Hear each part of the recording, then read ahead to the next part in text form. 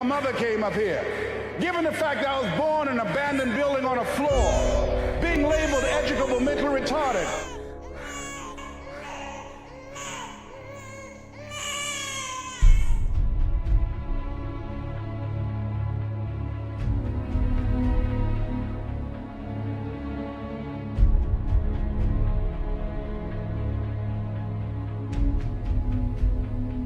She said, no one could have convinced me that day when I walked in that house and this lady was holding you and your brother. And she said, ma'am, I want you to promise me two things. And she said, what is it? She says, one, promise me that you won't separate them. She said, I want them raised together. I want them to know each other. I got pregnant while my husband was away in the war and I can't keep them. Promise me that you won't separate them. She said, I promise I won't. I've never had children. I promise I won't separate them. And she said, promise me that you'll never tell them about who I am, because if my husband ever found out, he would kill me. She said, I promise. And she said that she gave them to us, and she kind of cried, and she was walking out the door, and she looked at my adopted mother. She said, remember, don't you separate them.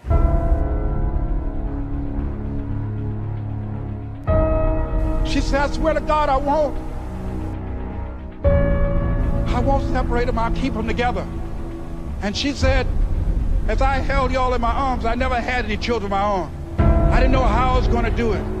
But I knew with the help of God, I would do it. And ladies and gentlemen, my mother had a dream of having children and raising us. She didn't know how she was going to do it.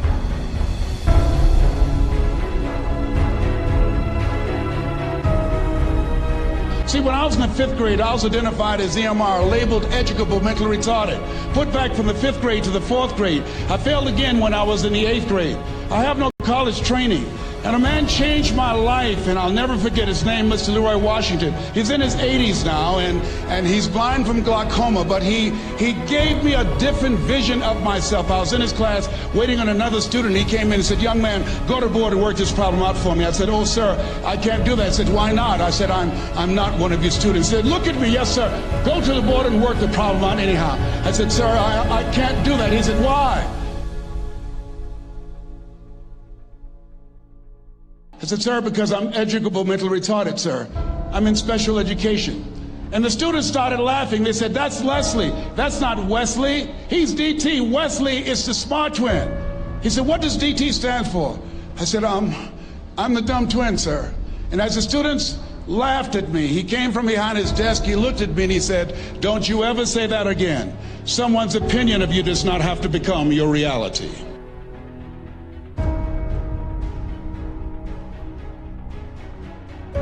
On one hand, I was humiliated, but on the other hand, I was liberated, because he looked at me with the eyes of Goethe, who said, look at a man the way that he is, he only becomes worse.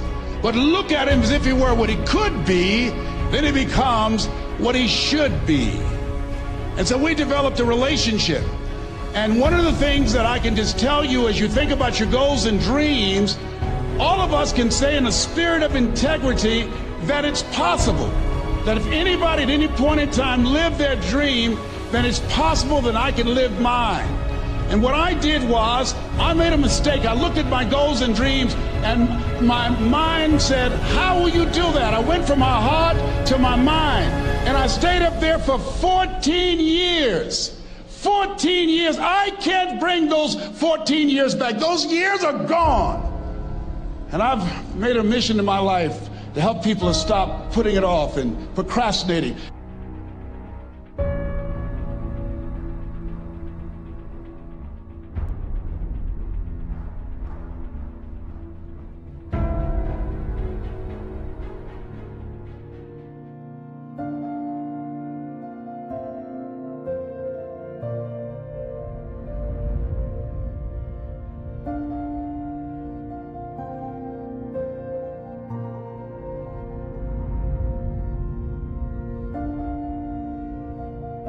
The first time I stood up to speak, I stood up and my mind sat down.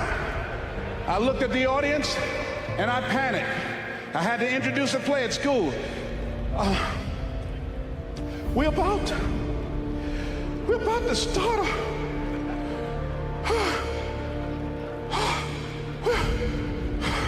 ran off, Mr. Washington. Mr. Brown, where are you going? Mr. Washington, I can't think, sir. I don't know. Did you rehearse? Yes, sir, I did. Well, what's wrong? Why did you say your lines? I don't know, sir. I got up there and I looked at him and everything left me. Let me do it another day, please, sir. No, go back out there, Mr. Brown. Mr. Washington, I'll mess up, please, sir. Don't send me out there now. I'll mess up. Mr. Brown, if you run now, you will always be running. Anything that's worth doing, it's worth doing badly until you get it right. Why are you moving like that? I got to go to the bathroom, sir. Mr. Brown, go back out there. Yes, sir.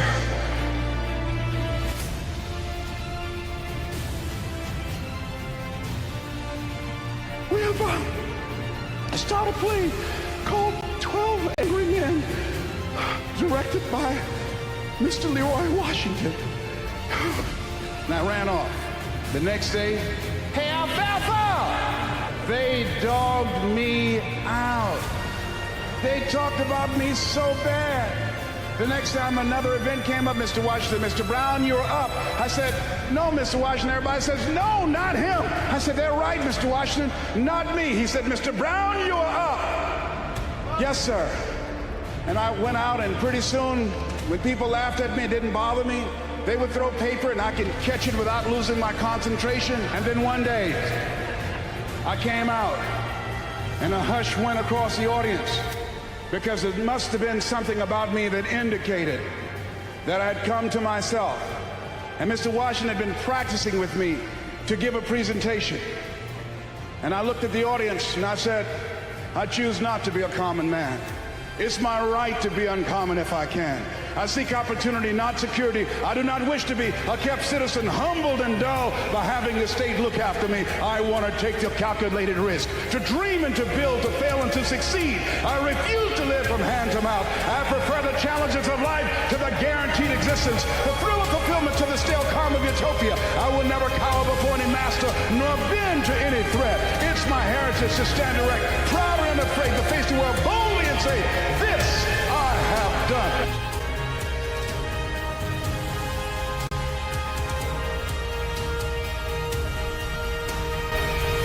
Not having any college training, I used to feel all my life that people who had college degrees were more intelligent than me.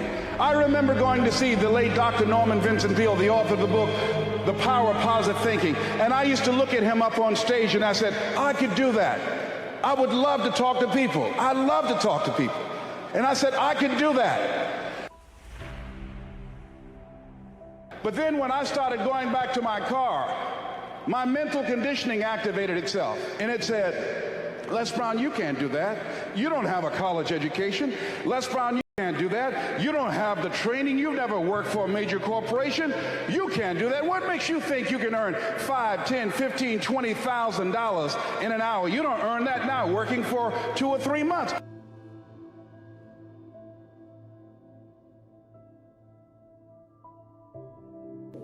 I had to retrain my thinking because of what I saw. Studies indicating that the decisions we make in life is directly related to the things that we saw, the things that we experienced, the conversations we've been exposed to between age 0 and 5.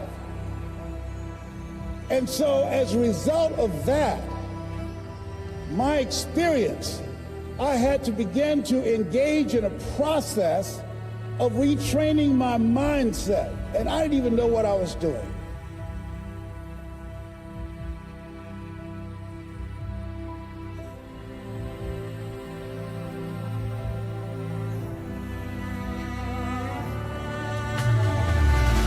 It's very important for you to believe that you are the one to make this happen. I remember this high school teacher, Mr. Leroy Washington, at the end of school one June, it was just a few days before we were supposed to leave, and I just got my report card, and it indicated that I'd failed history, and I'd failed English, and I would have to go to summer school.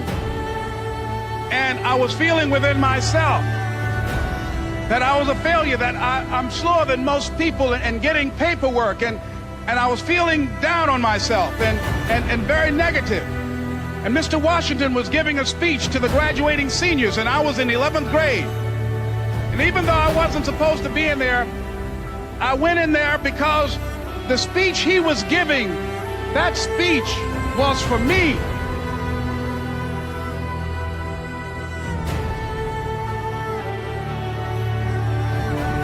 And as he talked, my heart began to beat fast.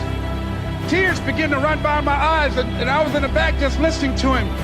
He said, as graduating seniors of Booker T. Washington High School, I want you to know that you're blessed and highly favored, and that as you go toward the future, begin to know that you have greatness within you.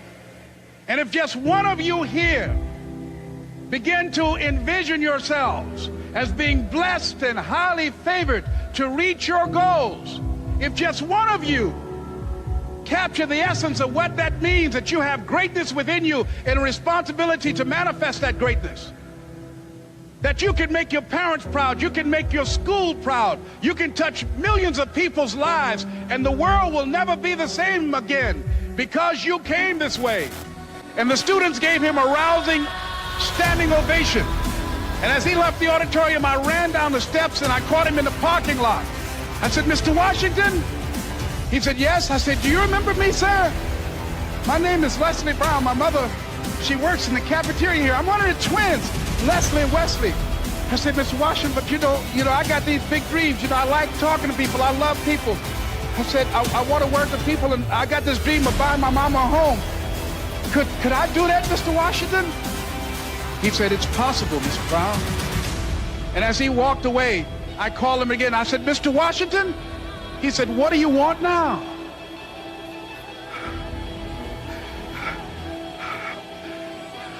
I'm the one, sir. I said, I'm the one. You remember me, sir. I'm Miss Mamie Brown's boy. I'm the one. I'm the one.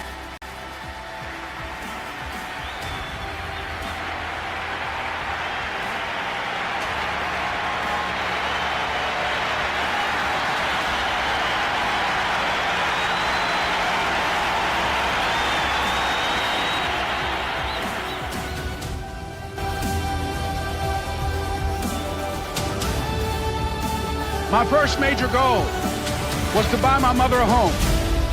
And let me tell you something, ladies and gentlemen, what will reasons do, Les? Nietzsche said, if you know the why for doing, you can endure almost anyhow. What do you mean by that? If you know why you're doing something, when the hard times come, and they're going to come, when the disappointments and the rejections come, and they're going to come by the truckloads, your reasons will be your rod and staff to comfort you, to pick you up. Once again, I got a saying on one of my tapes, if life knocks you down, try and land on your back, because if you can look up, you can get up. Let your reasons get you back up.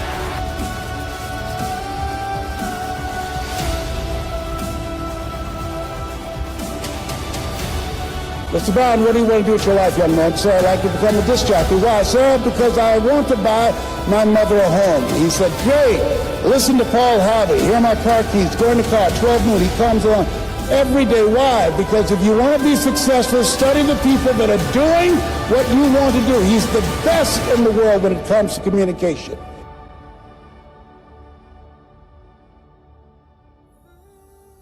I suggest to you, as you look at what you want to achieve, look at the top achievers. Understand and know they are only an example. They are not an exception. They're an example of what you can do, because success leaves clues. Follow the system, watch the leaders, and study them. I did that. And he said, Mr. Brown, detoxify your life. Let all the negative people in your life go. Can I change them? No. It's a full-time job changing yourself. He's right.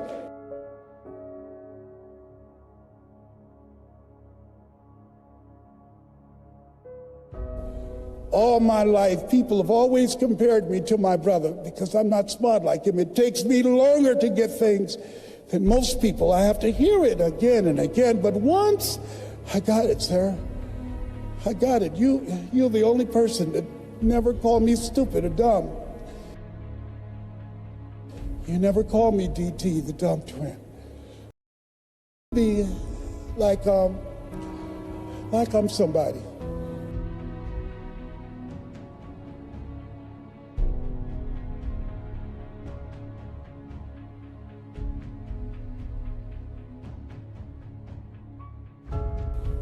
I've never had a father, and I watch you, and I want to be able to talk like you.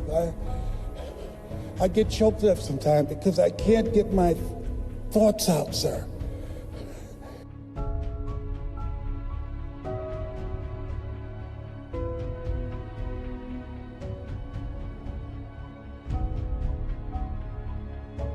But I want to do what you do, and I want to make my mama proud.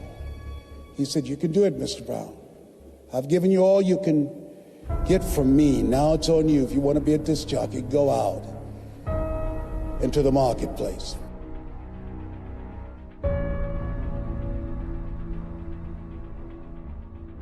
I became the errand boy for the disc jockeys. I'd go get their lunch and their dinner, and I'd stand in the control room watching them move their hands, knowing my time will come. One day, it was a Saturday afternoon, a disc jockey by the name of Rockin' Roger was drinking while he was on the air. He began to slur his words. He got so drunk he was about to fall off the chair. And I was the only one there, looking at him through the control room window. Then pretty soon the phone rang. It was the general manager, and I answered the phone. I said, "Hello?" He said, "Rock can't finish the show." I said, "I know." I called my mom and my girlfriend Cassandra. I said, "Y'all come out on the front porch and turn on the radio. I'm about to come on the air." He said, "Young boy, you know how to work the controls?" I said, "Yes, sir." He said, "Go on there and segue the record. Don't you say nothing here." I put on a fast record. I say, "Look out, this is me, LB Triple P. Les Brown, your platter playing papa. There were none before me, and there will be none after me."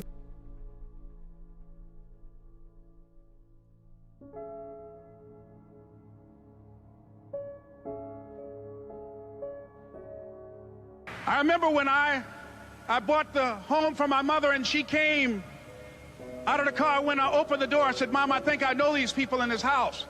That was my first major goal. And then I couldn't conceal it anymore. I said, "Mom, I got this for you." And as she went from room to room, looking at the house and saying, "Thank you, Jesus. Thank you, Lord. No one ever could have convinced me that this could have happened to me."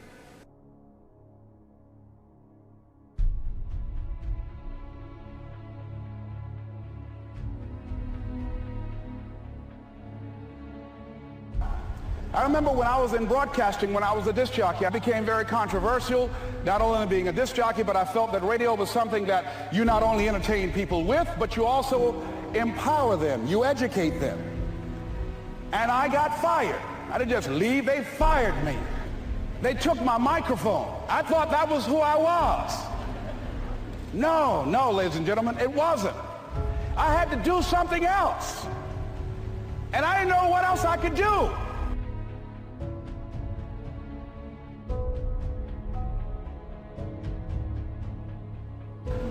See, life had moved on me and said, "Les Brown, you have outgrown this. It's time for you to do something else." And so a guy suggested to me, he said, "Les, why don't you run for office?" So I ran. Now here's what I'm suggesting. I ran. You got to do what you can where you are with what you have.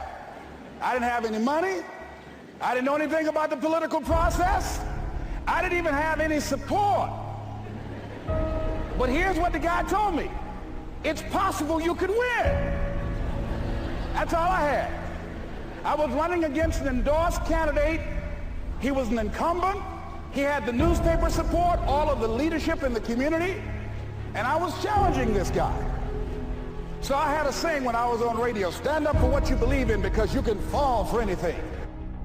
And I would go door to door. I have my kids on one side of the street. I would be on the other. And I'd knock on doors. Hello, my name is Les Brown. Tell everybody I'm still standing. See, I'm saying just keep moving. Don't start feeling sorry for yourself. Don't spend time blaming and talking about what happened to you. See, whatever you talk about, that's what you multiply and expand in your life experience. So don't talk about stuff unless you want it to keep on happening to you, all right? Had my children with me. We're going door to door. Didn't have enough money. Eventually, we got close to the election and something happened that really surprised me.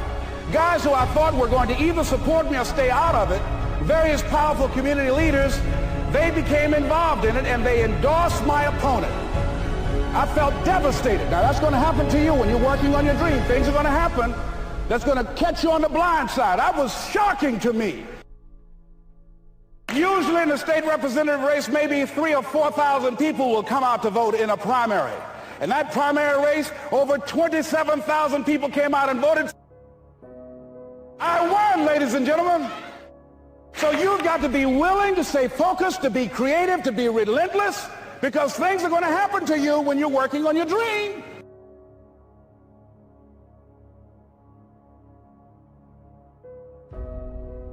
And so, but things happen in life. When you have goals and dreams, things happen. Had no idea. Midway of my third term, my mother became ill. She was diagnosed with breast cancer. My brothers and sisters called me and said they're going to put her in a nursing home. And I said, no. They said, we thought you would say that. We've interviewed the best nursing homes in Dade County. I said no. So I had a problem. How can one woman raise 7 children who couldn't take care of themselves, but 7 grown people couldn't take care of one woman? I had a problem with that.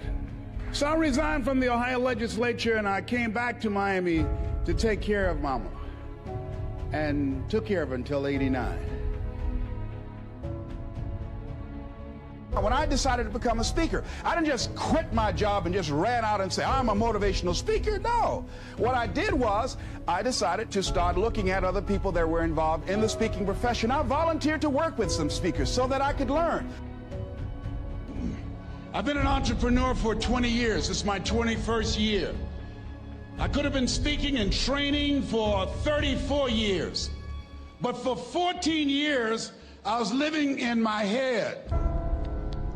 For 14 years, I stopped myself.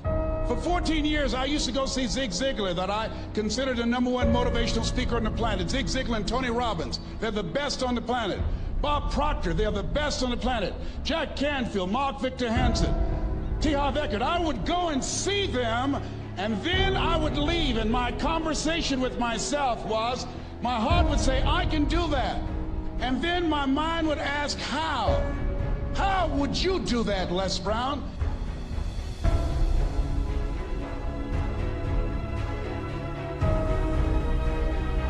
What will they listen to me for? That's the way I felt. And so I had to visualize myself speaking before them, speaking before various audiences that had more going for them than I did, and realize and appreciate my own value, and that I was a worthwhile person, even though I didn't have all going for me. I didn't have the money, I didn't have the education that they had. So part of the process is seeing yourself, being worthy.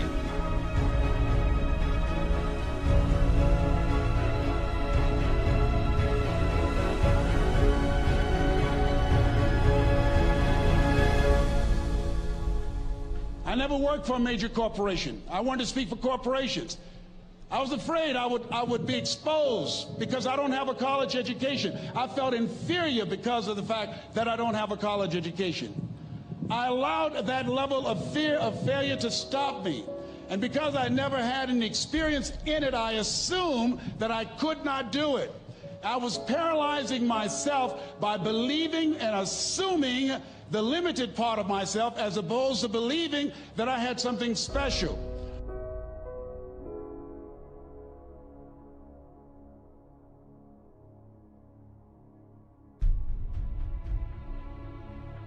It's hard changing your life. It was hard when just over 3 years ago in the Penobscot building in Detroit, Michigan, where I was operating my business, and I fell on some hard times, and I was sleeping in my office. It was hard coming into the lobby, and the security said, "Excuse me, Mr. Brown, can we see you for a moment?" And I said, "Yes." And I walked up to the counter, and he gave me an envelope. And he said, "Would you mind reading it here?" And I opened the envelope, and the envelope was from management that said, "This is an office tower. It's not a hotel. Please do not sleep in your office." And I said, "Excuse me, sir." I said, "I just work long hours in creating my business. I'm an entrepreneur. And right now things are bad for me, but they're not going to be this way always. And I just asked for the opportunity to continue to operate like I'm doing.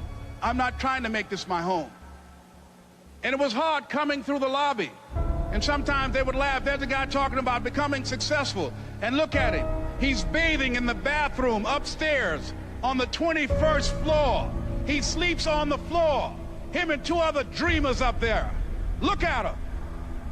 It was hard, ladies and gentlemen, coming to speak to people. And I was facing financial difficulties in my own life. I was behind on my bills and my dreams, and I'm saying to them, you can live your dream. It was hard, ladies and gentlemen. It was very difficult to pick myself up each day believing that I could do it. There were times that I doubted myself. I said, "God, why is this happening to me? I'm just trying to take care of my children and my mother. I'm not trying to steal or rob from anybody. Why did this have to happen to me?" It was very hard. And here's what I want to say to you. For those of you that have experienced some hardships, don't give up on your dream.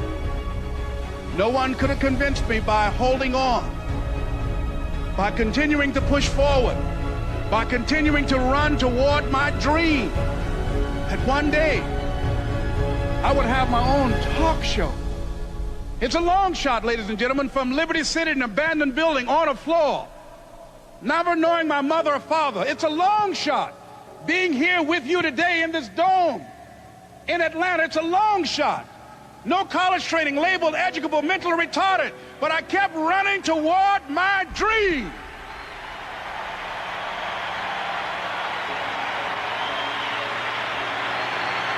Don't stop.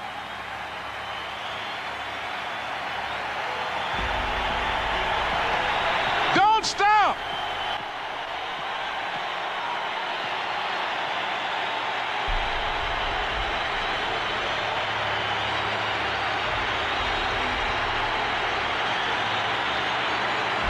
Don't stop running toward your dream.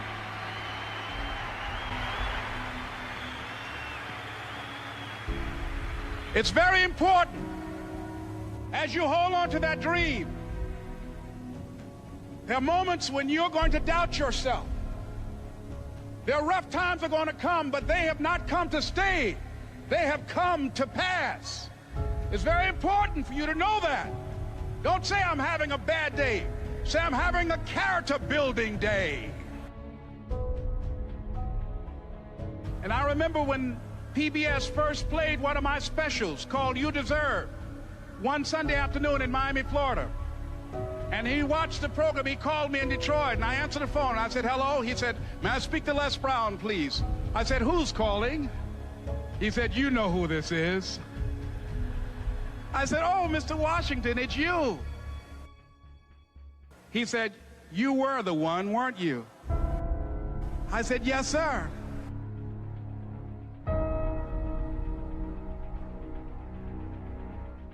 If you want a thing bad enough to go out and fight for it, to work day and night for it, to give up your time, your peace, and your sleep for it, if all that you dream and scheme is about it, and life seems useless and worthless without it, and if you gladly sweat for it and fret for it and plan for it, and lose all your terror of the opposition for it, and if you simply go after that thing that you want with all of your capacity, strength and sagacity, faith, hope, and confidence, and stern pertinacity, if neither cold poverty, famish, or gulch, sickness or pain of body and brain can keep you away from the thing that you want, if dogged and grim you besiege and beset it, with the help of God, you'll get it.